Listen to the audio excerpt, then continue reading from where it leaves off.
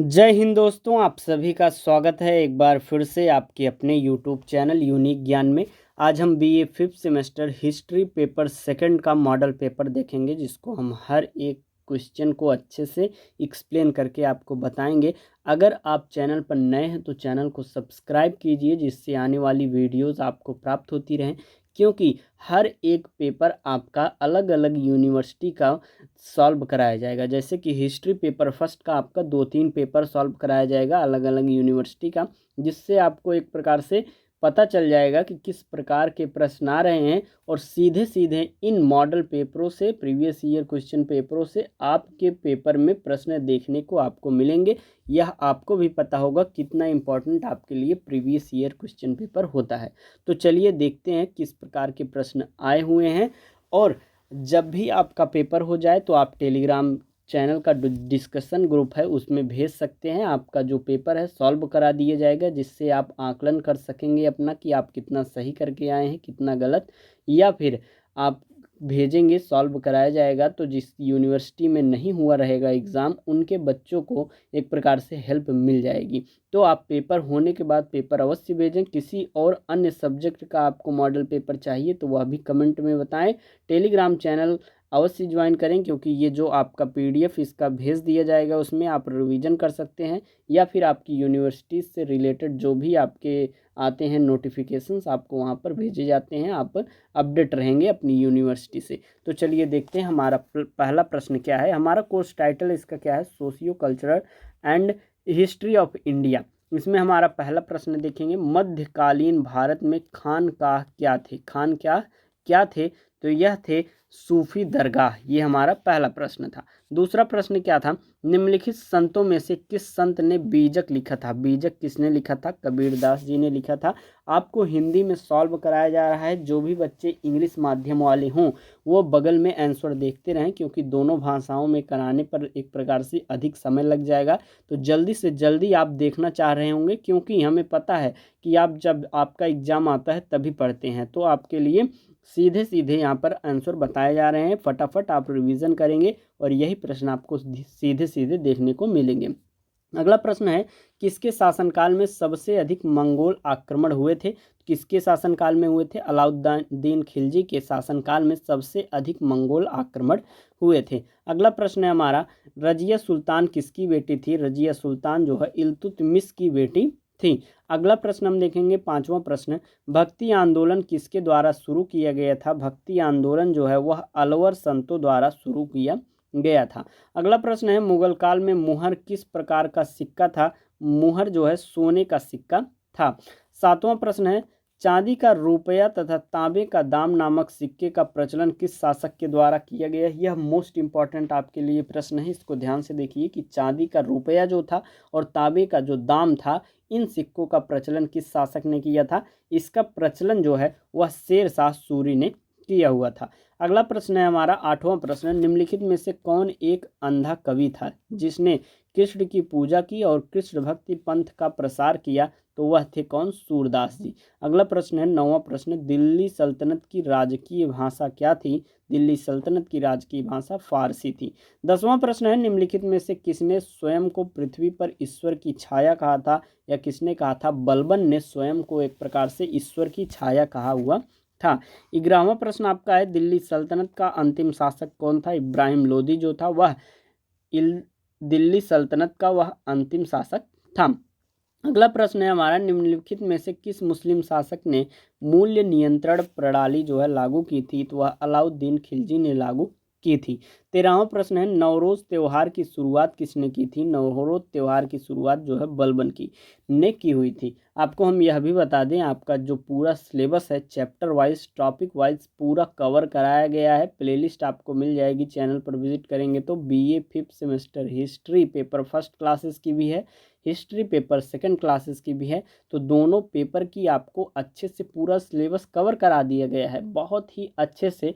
समझ लीजिए बहुत कम समय में आपको संक्षिप्त करके पूरा सिलेबस बताया गया है। तो आप तैयारी करना चाहें, आपके पास समय हो, अभी एग्ज़ाम दूर है, तो आप ध्यान से उसको बस एक बार सुन लें, सभी वीडियोस को, लगभग 10-12 चैप्टर दोनों पेपर में आपके बनाए गए हैं और सभी 10-12-15 मिनट के हैं। तो आपकी बड़ी क्लासेस नहीं है, आप ध्यान से उसको बहुत कम समय में अपने पूरे सिलेबस को कवर कर सकते हैं।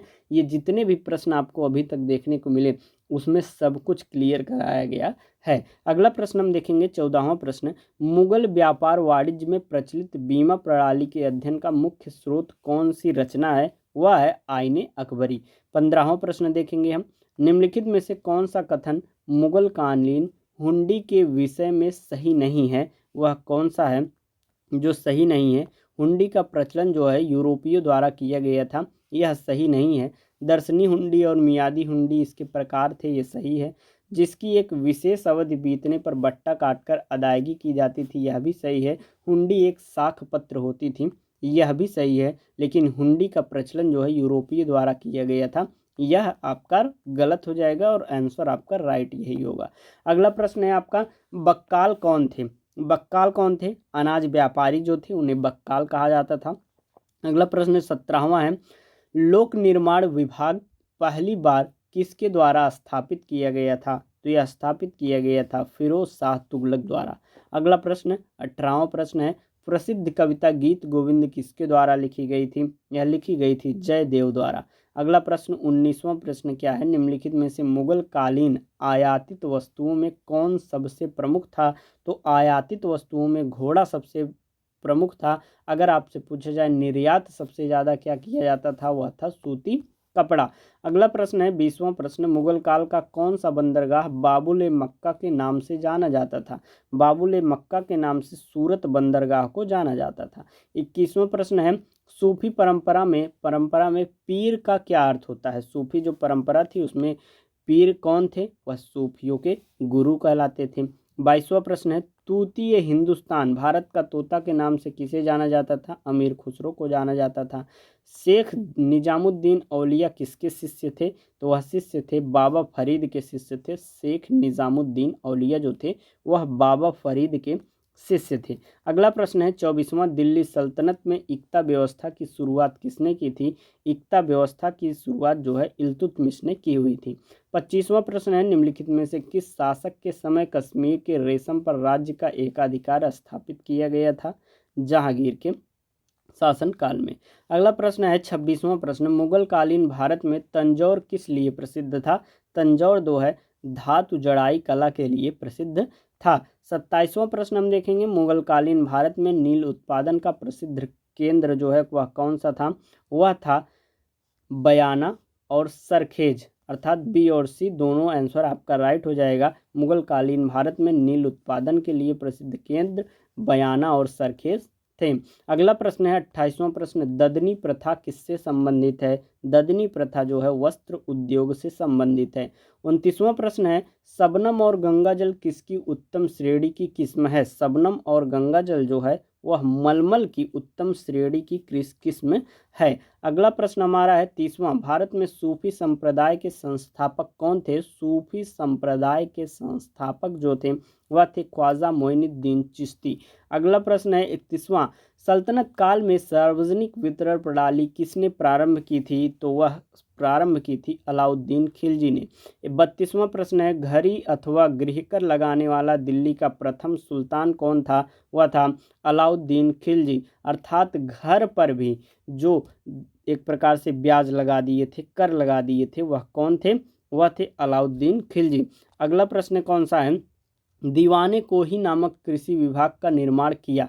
किसने दीवाने कोही नामक? मोहम्मद तुगलक ने दीवाने कोही नामक कृषि विभाग का निर्माण किया हुआ था। 34वां प्रश्न है, किस सुल्तान के काल में खालिसा भूमि अधिक पैमाने में विकसित हुई? यह अलाउद्दीन खिलजी के काल में खालिसा भूमि अधिक पैमाने पर जो है वह विकसित हुई। 35वां प्रश्न है, गज ए इलाही का प्रयोग किसने किया? गज ए इलाही का प्रयोग जो है अकबर ने किया था।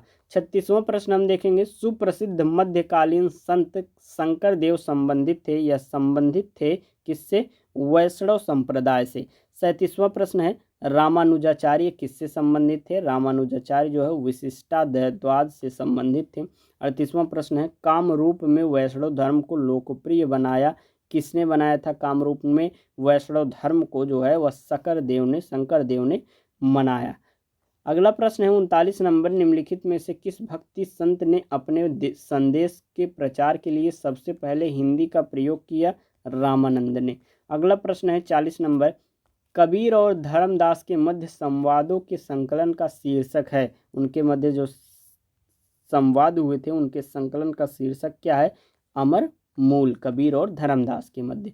41 नंबर प्रश्न है, मध्यकालीन भारत के निम्नलिखित में से किस संत का जन्म प्रयाग में हुआ था? किसका जन्म प्रयाग में हुआ था? रामानंद जी का।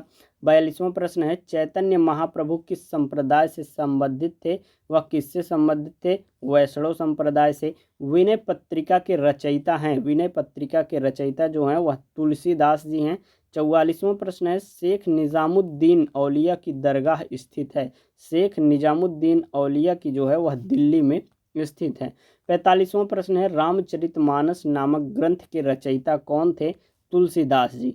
अगला प्रश्न है, कौन सा सूफी संत महबूब ए इलाही कहलाता था? वह कौन था? शेख निजामुद्दीन औलिया जो है महबूब ए इलाही कहलाता था। 47वां प्रश्न है, निम्नलिखित में से कौन इस्लाम से प्रभावित था? इस्लाम से प्रभावित नामदेव थे। अगला प्रश्न हमारा है 48 नंबर, भगवान शिव की प्रतिष्ठा में कितने ज्योतिर्लिंग स्थापित हैं? 12 ज्योतिर्लिंग कुल स्थापित हैं। 49 नंबर प्रश्न है, कबीर शिष्य थे? कबीर किसके शिष्य थे? रामानंद के शिष्य थे। हमारा 50वां और अंतिम प्रश्न है, सहना ए मंडी किससे संबंधित था? सहना ए मंडी जो है वह अलाउद्दीन खिलजी से संबंधित था। इस प्रकार आपका जो मॉडल पेपर है हमने बहुत ही अच्छे से आपको सॉल्व करा दिया। कोई भी डाउट हो तो आप कमेंट करके पूछ सकते हैं। किसी और अन्य विषय का आपको मॉडल पेपर चाहिए तो कमेंट में बता सकते हैं। आपका कब एग्ज़ाम है जल्दी बता दें, जब जिसका जल्दी में हो उसके सब्जेक्ट्स का मॉडल पेपर 2-3 और करा दिया जाए जिससे उसको हेल्प मिले। तो चैनल पर बने रहिए, टेलीग्राम चैनल भी अवश्य फॉलो कीजिए, सब्सक्राइब कीजिए। मिलते हैं नेक्स्ट वीडियो में, ऐसे ही सपोर्ट करते रहिए। धन्यवाद।